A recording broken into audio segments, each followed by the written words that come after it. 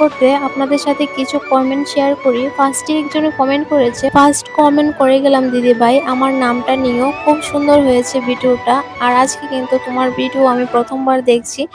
অনেক অনেক ভালোবাসা রইলো তোমার জন্য। থ্যাংক ইউ গো দিদি ভাই এত সুন্দর একটা কমেন্ট করার জন্য। আর আজকে জায়ের বাড়িতে মেনু হচ্ছে মাছ, এখানে হচ্ছে গুদক, আর ওইখানে ডাল, আর এখানে হচ্ছে মাংস হচ্ছে। আর এই সবগুলি রান্নাই কিন্তু চুলার মধ্যে হয়েছে। এই গরমের মধ্যে চুলার মধ্যে রান্না করতে কিন্তু অনেকটাই পরিশ্রম হয়েছে। অবশ্যই এই রান্নাগুলি কিন্তু আমার আরেকটা যা করেছিল, আমি কিন্তু কেটে কুটি দিয়েছিলাম। আর এখানে সন্ধ্যার সময় কিন্তু বাবার বাড়ি যাওয়ার জন্য আমি রেডি হয়ে গেছি। আর এখানে কিন্তু প্রচন্ড গরম লাগছে, যতই আমি রেডি হচ্ছিলাম ততই কিন্তু ঘামছিলাম। তো যাওয়ার পথে কিন্তু বাজার থেকে চকলেট আর ঠান্ডা নিয়ে নিয়েছিলাম। তো চলো সেকেন্ড আরেকটা কমেন্ট আপনাদের সাথে শেয়ার করি। মাধবী মন্ডল বলেছে, খুব সুন্দর হয়েছে ভিডিওটা, দেখলাম এত বড় ভিডিও দেখতে আমার তো ভালোই লাগে। থ্যাংক ইউ তোমাকে দিদি ভাই। আর এখানে কিন্তু আমরা বাড়ির মধ্যে এসে গেছি। বাড়িতে এসে দেখি রাস্তার মধ্যে এই ফুল গাছটা কত সুন্দর হয়ে বেরিয়ে আছে।